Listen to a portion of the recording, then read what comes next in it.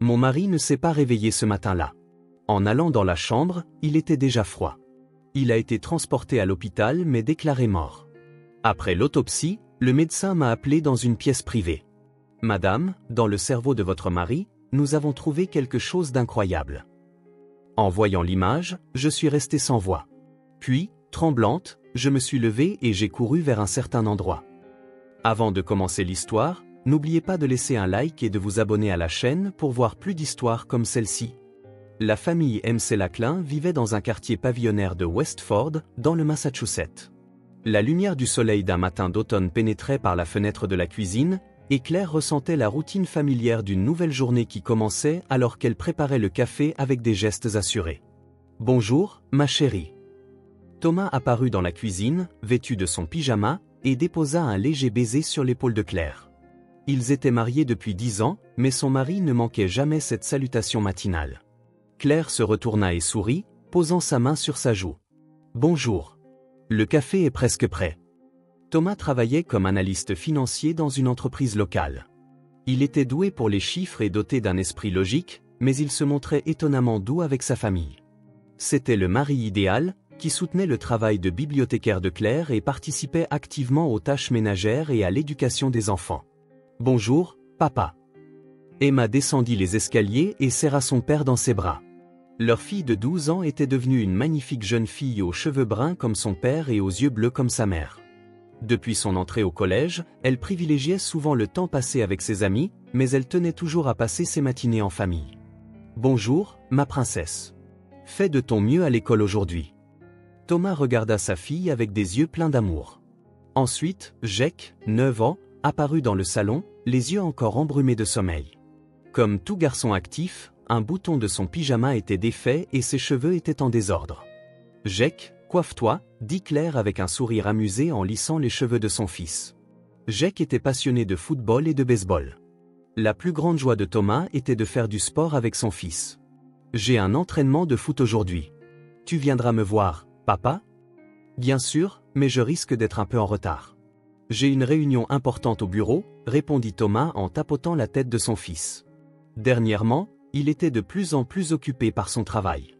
Être affecté à un nouveau projet était gratifiant, mais le stress qui l'accompagnait augmentait également. Encore une migraine. Claire remarqua les rides entre les sourcils de son mari et lui demanda avec inquiétude. Au cours des dernières semaines, Thomas s'était plaint de maux de tête de plus en plus fréquents. Elle lui avait recommandé de passer des examens à l'hôpital, mais il ne voulait rien entendre, disant « Ce n'est que le stress du travail, tout va bien. Je suis juste un peu fatigué. Je serai complètement requinqué après notre week-end de camping. » Thomas sourit pour apaiser les inquiétudes de sa femme. Le week-end suivant, la famille prévoyait d'aller camper au bord d'un lac dans le New Hampshire. Les enfants attendaient ce voyage avec impatience depuis plusieurs semaines. « Papa, on ira pêcher au camp ?» Jake leva les yeux vers son père avec une expression pleine d'attente. « Bien sûr, nous attraperons un gros poisson ensemble. » La table du petit déjeuner était garnie de pancakes et de fruits frais préparés par Claire. La table à manger, entourée par la famille de 4 personnes, était comme toujours remplie de rires et de conversations. Thomas écoutait les histoires d'école des enfants et Claire parlait du club de lecture qui se tenait aujourd'hui à la bibliothèque. De nouveaux livres arrivent aujourd'hui. Des romans d'aventure pour enfants. Je pense qu'Emma et Jake les aimeront. La bibliothèque de maman est la meilleure, n'est-ce pas ? Dit Emma en regardant sa mère. Claire travaillait à la bibliothèque locale depuis 8 ans et les enfants étaient fiers du lieu de travail de leur mère. Je veux aller à la bibliothèque avec mes amis la prochaine fois, ajouta Jake avec intérêt. Pouvez-vous imaginer gagner 10 000 $ par mois uniquement grâce à YouTube, et tout cela depuis chez vous ? C'est exactement ce que j'ai fait avec des histoires. Sans visage, sans voix. Consultez le lien dans la description si vous êtes curieux. En regardant l'horloge, il était presque l'heure de partir. Thomas enfila son costume et revint dans le salon en ajustant sa cravate. Claire lui tendit sa mallette et se prépara à lui dire au revoir à l'entrée, comme d'habitude. « Prends soin de toi et passe une bonne journée. »« Bonne journée, papa. » Emma et Jake se rassemblèrent également à l'entrée pour saluer leur père. Thomas embrassa chaque membre de la famille et leur dit affectueusement au revoir. Claire continua de faire un signe de la main depuis l'entrée jusqu'à ce que la voiture de son mari disparaisse. Ces journées ordinaires mais heureuses étaient le trésor le plus précieux de cette famille. Alors que la fin du mois d'octobre approchait, l'anniversaire de Thomas était la semaine suivante. Claire prévoyait une fête surprise pour son mari. En voyant son mari rentrer du travail ces derniers temps, elle le sentait fatigué et voulait lui offrir une célébration chaleureuse, juste en famille. Emma, Jake, venez ici. Un samedi après-midi, Claire appela les enfants dans le salon. Thomas était parti jouer au golf avec des amis et ne devait pas rentrer avant le soir. C'était le moment idéal pour une réunion stratégique. Préparons la fête d'anniversaire de papa. Avez-vous des suggestions? Je veux le gâteau au chocolat préféré de papa, lança Jake en levant la main avec énergie. Alors, commandons-le à la pâtisserie du centre-ville. Leur gâteau au chocolat spécial est exquis. Claire élaborait déjà des plans dans sa tête. Elle prévoyait d'aller à la pâtisserie le lendemain, dimanche, et de le récupérer le lundi. Je veux faire une carte à la main pour papa, suggéra Emma. Leur fille de 12 ans était douée pour les arts plastiques et fabriquait toujours des cadeaux faits main avec amour. C'est une idée merveilleuse. Papa adore tes créations. Claire sourit en caressant la tête de sa fille. Le lendemain, la famille se rendit au centre commercial. Thomas avait dit qu'il avait un entraînement de golf le dimanche matin et était sorti, mais il avait en réalité menti pour avoir le temps de choisir des cadeaux avec les enfants. Qu'est-ce qu'on pourrait offrir à papa? Demanda Claire aux enfants dans le magasin de sport. Thomas aimait la pêche comme passe-temps, mais ces derniers temps, il était trop occupé par son travail pour y trouver du temps. Et si on lui offrait une nouvelle canne à pêche? Proposa Emma. Mais papa a déjà plein de cannes à pêche, répondit Jake en secouant la tête. Alors que diriez-vous d'une boîte de pêche? La sienne commence à être vieille. Claire trouva une boîte de pêche de haute qualité. À l'intérieur, de nombreux petits compartiments permettaient de ranger et d'organiser divers équipements de pêche. Le prix était un peu élevé, mais elle semblait assez solide pour durer des années. Prenons ça. Papa sera certainement content. Les enfants furent d'accord. À la pâtisserie, ils commandèrent le gâteau au chocolat spécial. Ils décidèrent de le faire décorer avec des fleurs en sucre et le message « Joyeux anniversaire, Thomas ». Vous pourrez venir le chercher mardi soir à 18h, expliqua poliment l'employé de la pâtisserie. Quand ils rentrèrent des courses, Thomas était déjà à la maison, travaillant dans son bureau. Même si c'était un jour de congé, il travaillait de plus en plus souvent à la maison ces derniers temps. Bon travail. Comment s'est passé ton entraînement de golf? Demanda Claire en observant l'état de son mari. Ça a été, mais j'ai eu un petit mal de tête et j'ai écourté. Thomas répondit en se massant les tempes. Il semblait que la fréquence de ses maux de tête augmentait. Claire s'inquiéta, mais elle n'insista pas pour ne pas stresser son mari. Tu ne devrais pas prendre un médicament? Ça va aller. Ça passera si je me repose un peu. Ce soir-là, après le dîner, Thomas prit une expression inhabituellement sérieuse. Pendant que les enfants regardaient la télévision, il appela Claire dans la cuisine. Claire, je vais peut-être te dire quelque chose d'étrange. Quoi? Claire se sentit un peu mal à l'aise devant l'air grave de son mari. S'il m'arrivait quelque chose, regarde dans le coffre-fort du bureau. Le mot de passe est notre anniversaire de mariage. Thomas, ne dis pas de bêtises, rit Claire en tapotant légèrement le bras de son mari. Ce n'est rien. Je me disais juste, au cas où. Il y a les papiers d'assurance et ce genre de choses. Il ne t'arrivera rien. Nous avons encore une longue vie à parcourir ensemble. Claire serra son mari dans ses bras. Thomas la serra en retour, mais son expression trahissait des émotions complexes, comme s'il voulait dire autre chose. Le mardi soir, Claire quitta le travail plus tôt et se dirigea vers la pâtisserie. Le gâteau au chocolat spécial était encore plus beau que prévu. Les décorations florales étaient délicates, comme une œuvre d'art. C'est magnifique. Je pense que mon mari sera ravi. Quand elle rentra à la maison, Emma avait terminé la carte faite main pour son père. Elle était décorée de dessins de fleurs colorées et portait le message « Au papa le plus merveilleux du monde ». Jake avait préparé un petit cadre photo en bois qu'il avait fabriqué en cours d'art plastique à l'école. Demain, c'est l'anniversaire de papa. Tout le monde est prêt? Oui, c'est parfait. Les enfants étaient excités. Le matin de son anniversaire, Thomas semblait en moins bonne forme que d'habitude. Il mangea à peine son petit déjeuner et commença à se préparer pour le travail après avoir bu une seule gorgée de café. « Est-ce que ça va? Tu as l'air pâle, » dit Claire en regardant son mari avec inquiétude. « Je suis juste un peu fatigué. Je pense rentrer tôt aujourd'hui pour passer du temps avec la famille, » répondit Thomas en essayant de paraître joyeux. « Ne force pas trop. Aujourd'hui est un jour spécial. » Claire embrassa doucement la joue de son mari. Le soir, Thomas rentra tôt comme promis. Lorsqu'il franchit la porte d'entrée, toute la famille l'attendait. « Joyeux anniversaire, papa !» « Surprise !» crièrent Emma et Jake en même temps. Dans la salle à manger, une table magnifiquement décorée était dressée, avec le gâteau au chocolat spécial au centre. « Merci à tous !» Des larmes montèrent aux yeux de Thomas. Il oublia sa fatigue et son stress récent, sincèrement reconnaissant de l'amour de sa famille. C'était l'heure d'ouvrir les cadeaux. D'abord, il lut la carte faite main d'Emma. « Emma, c'est un trésor. Je le garderai toute ma vie. » Ensuite, il regarda le cadre photo de Jake. « Jake, ton cadeau fait main est spécial. Je vais y mettre une photo de famille et l'exposer dans mon bureau. » Enfin, il ouvrit la boîte de pêche que Claire avait choisie. « C'est parfait. J'ai hâte d'aller à la pêche ce week-end. » Le dîner se composait du plat préféré de Thomas, un rôti de bœuf, et des pommes de terre à l'ail spécial de Claire. D'habitude, ils mangeaient sobrement pour leur santé, mais aujourd'hui était un jour spécial. « Papa, on ira pêcher ensemble la prochaine fois », dit Jake avec une expression pleine d'attente. « Bien sûr, allons au lac pendant le long week-end du mois prochain. » C'était le moment de prendre des photos de famille. Claire installa l'appareil photo sur un trépied et utilisa le retardateur pour prendre des photos de tout le monde ensemble.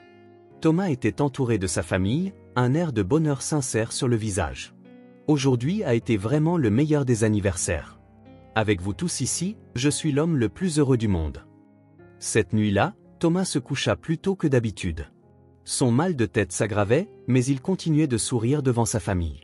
« Bonne nuit, mon chéri. » Claire embrassa le front de son mari. Le lendemain matin, Claire se réveilla au son de son réveil. Il était 6h30, comme d'habitude. En regardant à côté d'elle, Thomas semblait toujours profondément endormi. Comme il était fatigué la veille, elle pensa le laisser dormir un peu plus longtemps. Claire sortit doucement du lit et commença à préparer le petit déjeuner pour les enfants. Emma et Jake étaient déjà levés et en train de mettre leurs uniformes. « Papa dort encore ?» demanda Emma en entrant dans la cuisine. « Il était fatigué hier, laissons-le se reposer un peu plus longtemps », répondit Claire en mélangeant la pâte à pancake. Même à 7h30, Thomas ne se levait pas. D'habitude, il se réveillait à 7h et lisait le journal en buvant son café. Claire commença à s'inquiéter un peu. « Emma, Jake, le petit déjeuner est prêt. » Les enfants s'assirent à la table, mais seule la place de leur père était vide. « Je devrais aller réveiller papa ?» suggéra Jake. « Non, j'y vais. Commencez à manger. » Claire monta à l'étage et ouvrit doucement la porte de la chambre. « Thomas, bonjour. Il est déjà 8h. » Aucune réponse. En s'approchant, elle vit son mari allongé sur le dos, l'air de dormir paisiblement. Mais quelque chose était différent. Elle ne pouvait entendre les bruits de respiration réguliers qu'elle entendait d'habitude. « Thomas !» Claire secoua doucement l'épaule de son mari. À cet instant, une terrible réalité la frappa. La peau de Thomas était anormalement froide et pâle. « Thomas !» cria Claire en le secouant violemment. Mais son mari ne répondit pas. Elle toucha son cou avec des mains tremblantes, mais ne sentit aucun pouls. « Maman, qu'est-ce qui se passe ?» La voix d'Emma venait d'en bas. L'esprit confus, Claire pensa qu'elle devait d'abord appeler une ambulance. En passant l'appel, les mains de Claire tremblaient. Lorsqu'elle communiqua l'adresse à l'opérateur, on lui dit qu'une ambulance serait envoyée immédiatement. Claire devait penser aux enfants. Elle ne pouvait pas les laisser voir cette situation. « Emma, Jake, je dois aller à l'hôpital avec papa. Allez chez les Johnson à côté et restez jusqu'à la fin de l'école. » Claire expliqua aux enfants en essayant désespérément de rester calme. « Qu'est-ce qui ne va pas avec papa ?» demanda Jake, anxieux. « Papa ne se sent pas bien. Mais le médecin va le soigner, alors tout va bien. » Claire dut mentir. Elle n'avait pas encore le courage de dire la vérité aux enfants. Le son de la sirène de l'ambulance approchait. Les ambulanciers agirent rapidement et vérifièrent l'état de Thomas. Mais à voir leurs expressions, il était clair qu'il n'y avait aucun espoir. « Nous allons le transporter à l'hôpital, mais s'il vous plaît, préparez-vous au pire », dit l'un des ambulanciers d'une voix douce mais réaliste. Le trajet jusqu'à l'hôpital parut une éternité à Claire. À l'intérieur de l'ambulance, l'équipe médicale tentait une réanimation cardiopulmonaire sur Thomas, mais sans succès. À leur arrivée à l'hôpital général de Westford, Thomas fut immédiatement emmené aux urgences. On dit à Claire d'attendre dans la salle d'attente. En regardant les aiguilles de l'horloge bouger, elle continuait de prier. 1 heure plus tard, un médecin apparut dans la salle d'attente. En voyant son expression, Claire se prépara à la pire des nouvelles. « Êtes-vous Madame Mselakla ? Je suis vraiment désolé, mais votre mari était déjà décédé. Quand il est arrivé, il était déjà trop tard. » Le monde de Claire s'effondra. La force quitta ses genoux et elle s'affaissa sur une chaise. Pourquoi ? Il allait bien hier soir. Nous devons pratiquer une autopsie pour déterminer la cause du décès. Comme il s'agit d'une mort subite, un examen détaillé est nécessaire, expliqua soigneusement le médecin. 3 jours plus tard, les résultats de l'autopsie arrivèrent. Claire fut de nouveau convoquée à l'hôpital. Cette fois, c'est le médecin légiste, le docteur Reynolds, qui s'occupait du cas. « Madame Mselakla, veuillez vous asseoir. » L'expression du docteur Reynolds était perplexe. « Concernant la cause du décès de votre mari, nous avons fait une découverte très inhabituelle. » « Une découverte inhabituelle ? S'il vous plaît, regardez l'IRM cérébral. » Le médecin tourna l'écran de l'ordinateur vers elle. Sur l'écran se trouvait une image en coupe du cerveau de Thomas. « Regardez cette petite zone d'ombre. » Le médecin pointa une partie de l'écran. « Madame, quelque chose d'incroyable a été découvert dans le cerveau de votre mari. » Claire fixa l'écran. Dans une partie du cerveau, il y avait clairement une ombre qui ressemblait à un corps étranger. Qu'est-ce que c'est ? C'est un parasite. De plus, c'est un type de parasite très rare. Normalement, ce type de parasite ne se trouve que dans les régions tropicales. Claire eut le souffle coupé. Un parasite. Mais mon mari n'a pas voyagé à l'étranger. C'est là le problème. Ce parasite envahit lentement les tissus cérébraux sur plusieurs années et finit par détruire d'importants circuits neuronaux. Votre mari ne se plaignait-il pas de maux de tête récemment ? Si, il avait souvent des maux de tête ces dernières semaines. C'étaient les symptômes causés par ce parasite. Et la nuit dernière, des fonctions cérébrales vitales se sont finalement arrêtées. Claire fixa l'écran en se remémorant les paroles de son mari. « S'il m'arrivait quelque chose, regarde dans le coffre-fort. » Pourquoi avait-il dit une telle chose ? C'était comme s'il avait eu le pressentiment que quelque chose allait lui arriver. « Est-ce que ce parasite apparaît naturellement ? » demanda Claire d'une voix tremblante. L'infection se produit généralement par la consommation d'aliments ou d'eau contaminée, mais ce type de parasite apparaissant naturellement en Amérique du Nord est extrêmement rare. La possibilité qu'il ait été administré intentionnellement ne peut être exclue. Les mots du médecin frappèrent le cœur de Claire. Il lui fallut plusieurs secondes pour comprendre le sens de « intentionnellement ». Alors, quelqu'un a fait ça à mon mari ? Nous ne pouvons rien affirmer de définitif à ce stade, mais nous devons signaler cela à la police. Ce sera traité comme une mort suspecte. Claire se leva. Son corps tremblait.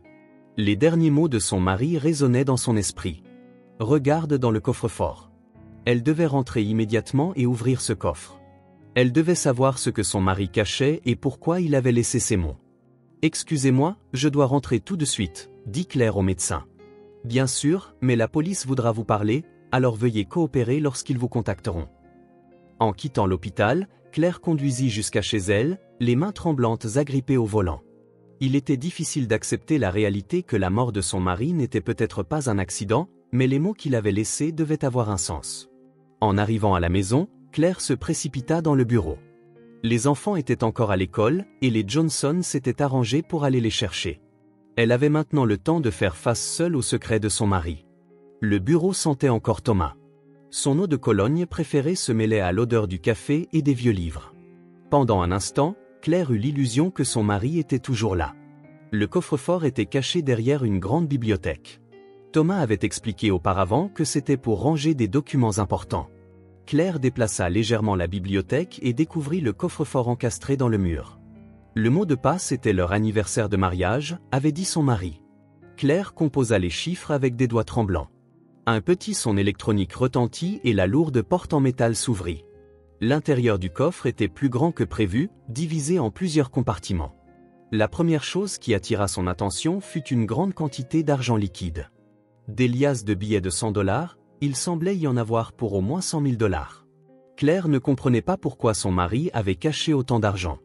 Sous l'argent se trouvait une épaisse enveloppe. Sur le dessus, écrit de la main de son mari, pour Claire. « S'il m'arrive quelque chose, s'il te plaît, lis ceci. » Claire prit l'enveloppe et ouvrit la lettre à l'intérieur avec des mains tremblantes. « Ma chère Claire, si tu lis cette lettre, c'est qu'il m'est arrivé quelque chose. Il y a des choses que je t'ai cachées et je le regrette profondément. Cependant, pour vous protéger, toi et les enfants, je devais le supporter seul.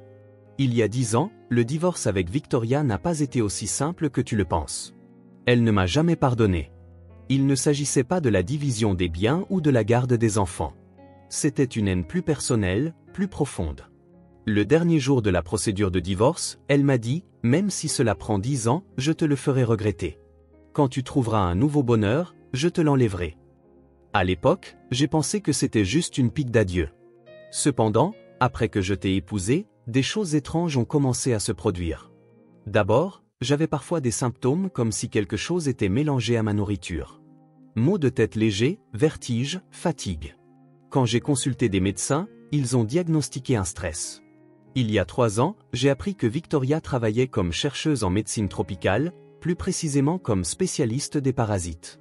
Quand j'ai lu ces articles de recherche, j'ai été horrifié. Elle faisait des recherches sur des parasites spéciaux qui habitent le cerveau. J'ai engagé un détective privé pour enquêter sur son comportement.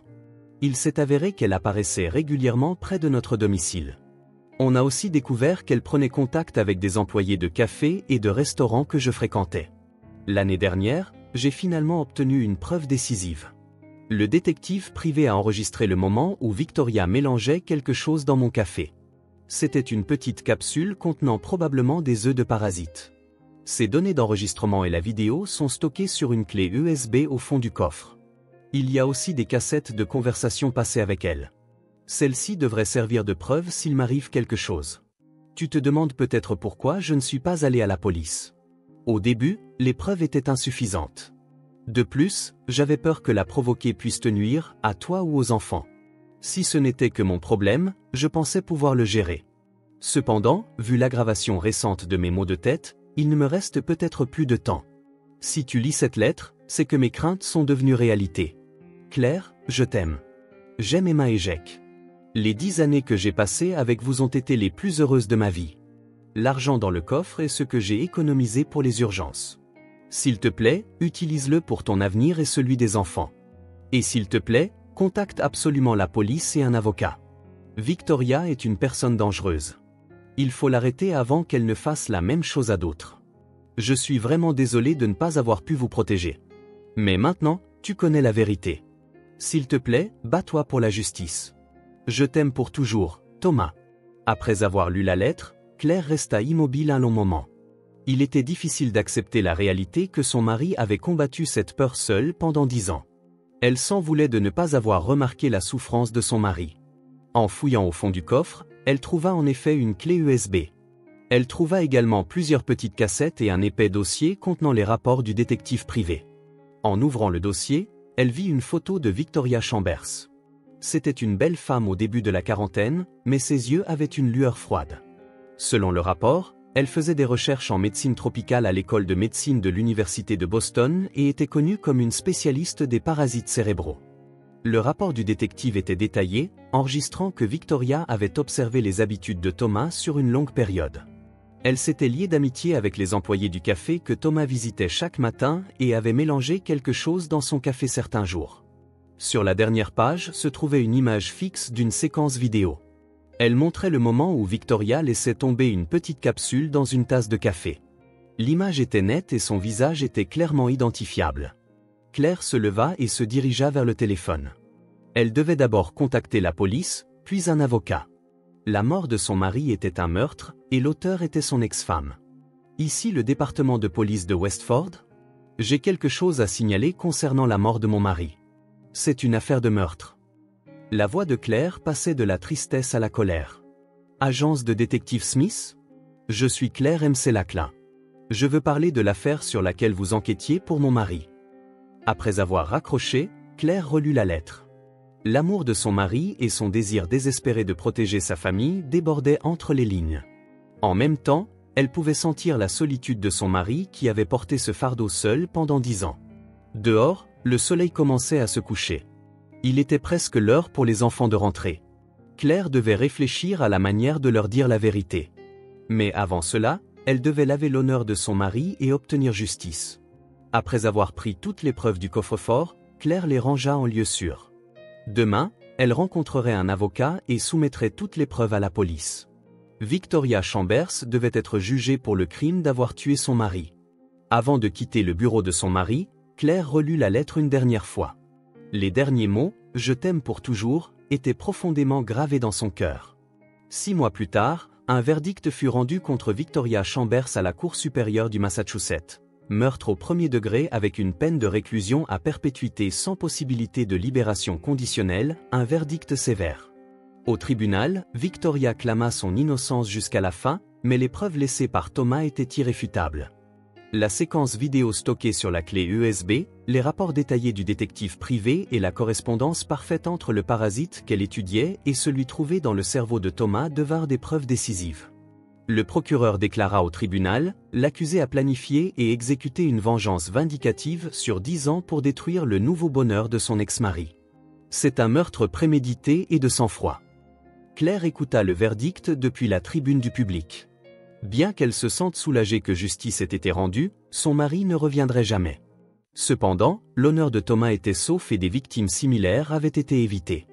Environ 1 an après la mort de son mari, Claire rangeait le bureau lorsqu'elle découvrit un autre tiroir caché. À l'intérieur se trouvait une petite caméra vidéo.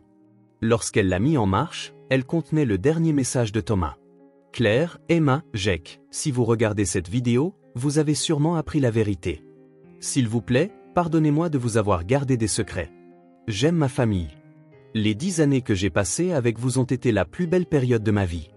Voir vos sourires chaque matin me donnait la force de vivre. Emma, tu es devenue une femme belle et intelligente. Ta gentillesse et ta force deviendront sûrement une puissance pour changer le monde. Ton père est fier de toi. Jake, ton énergie et ta gaieté étaient le soleil de notre famille. Chaque fois que je voyais ton sourire, mon cœur se réchauffait. S'il te plaît, deviens un homme fort et gentil.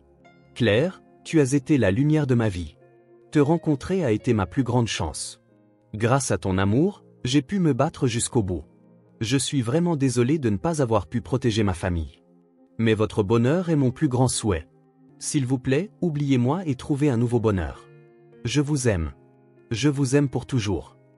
Thomas, dans la vidéo, avait l'air épuisé, mais son expression était remplie d'un amour profond pour sa famille. Claire reçut le dernier cadeau de son mari en versant des larmes. 2 ans plus tard, Claire se trouvait sur la tombe de Thomas avec les enfants. Emma avait eu 14 ans et était devenue une belle jeune fille avec les traits de son père. Jake avait eu 11 ans et était devenu un garçon gentil mais fort, comme son père. « Papa, on fait de notre mieux », dit Emma à la pierre tombale. « Je suis devenue titulaire dans l'équipe de foot. Je m'entraîne en me souvenant de ce que tu m'as appris, papa », continua Jake en plaçant des fleurs fraîches sur la tombe de son père. Claire pensa, la haine détruit les gens, mais l'amour est éternel. Victoria a été piégée par la haine et a ruiné sa propre vie, mais l'amour de Thomas continue de protéger sa famille, même maintenant. Les fonds découverts dans le coffre-fort assurèrent les frais de scolarité des enfants.